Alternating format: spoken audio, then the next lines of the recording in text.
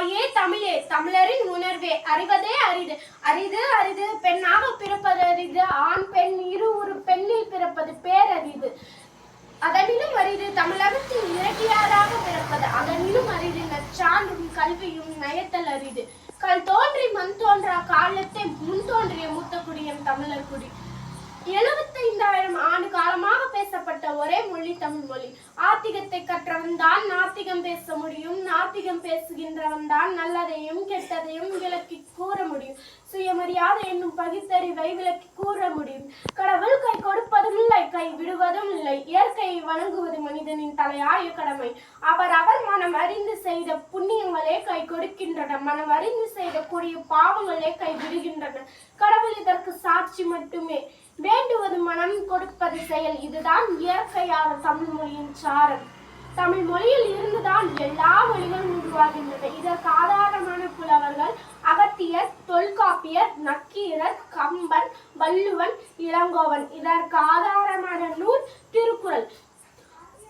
அறத்துப்பால், பொருட்பால், இன்பத்துப்பால் இந்த முப்பாலையும் படித்து அதன்படி நடப்பவன் IAS, IPS, IFS படித்ததற்கு சமம். 2000 ஆண்டுகளுக்கு முன் திருவள்ளுவரால் இயற்றப்பட்ட இந்த திருக்குறள் முதலில் அச்சிடப்பெற்ற ஆண்டு 1812 நூல் வடிவம் பெற்றது. திருக்குறளுக்கு முதல் பெயர் முப்பால். அறத்துப்பாலில் உள்ள குறட்பாட்கள் 380, பொருட்பாலில் உள்ள குறட்பாட்கள் 700, இன்பத்துப்பாலில் உள்ள குறட்பாட்கள் 250. மொத்த குறட்பாட்கள் 1330 குறட்பாட்கள்.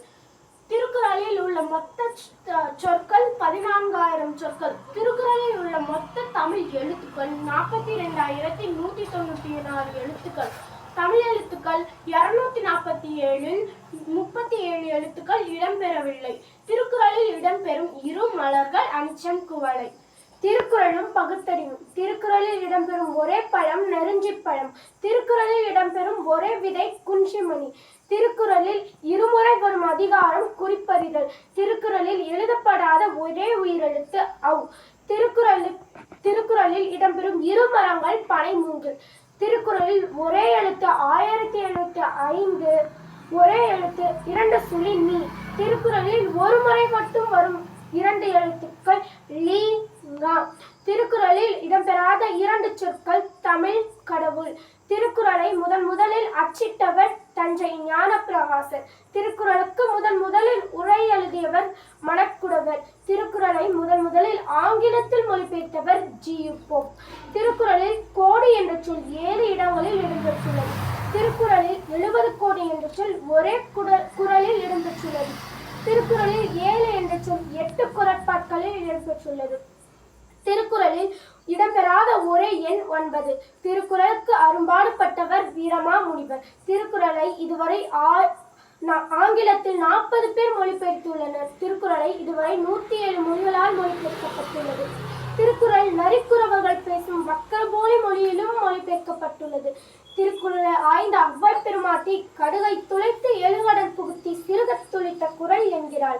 அழுவை துளைத்து எழுகடல் புகுத்தி சிறுகத் துளித்த குறள் என்கிறார் பாரதி. குறிப்பா வள்ளுவன் தன்னை உலகினுக்கே தந்து வாழ்ப்புகள் கொண்ட தமிழ்நாடு என்கிறார் பாரதி. குறிப்பாக எல்லா மதத்தவரும் திருக்குறளை ஆய்ந்தவர்கள்தான். எல்லா விஞ்ஞானிகளும் நம் பாரத கண்டத்தில் எல்லா கண்டுபிடிப்புகளுக்கும் ஆதாரமான நூல் திருக்குறள் மட்டுமே. திருக்குறளும் பகுத்தறிவு. மனிதனுக்கு மனிதனை உரைத்த நூல் திருக்குறள். நாத்திகத்தை மட்டும் பேசுகின்றவன் சுயநலவாதி. ஆத்திகத்தை மட்டும் பேசுகின்றவன் அறிவற்ற மூடர். நாத்திகமும் ஆத்திகமும் இரு கண் போன்றது. என்னடா ஆங்கிலம் படித்தவர்கள் மாதிரி உடை அணிந்திருக்கிற? Yes my sister, yes, it is my record. Only permission, not permission, that's all. என்னடா சொல்ற? ஒண்ணுமே புரியல. அதாவது உடை எளிமையாக இருந்தால் உரை எழுச்சியாக இருக்கும். அது மனம் ஏழ்மையாக இருந்தால் அறிவு எழுச்சியாக இருக்காது.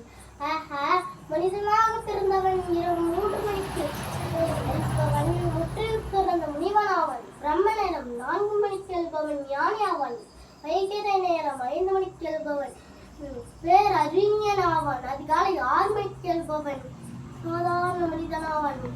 7 மணிக்கு எழுப்பவன் இரவின் 7 மணிக்கு எழுப்பவன் எருமை மாடாவான். 4 மணி முதல் 6 மணிக்குள் நடைப்பயிற்சி, யோக பயிற்சி, கல்வி, படிப்பு, உடல் கழிவு, பல் துலக்கி குளிப்பது.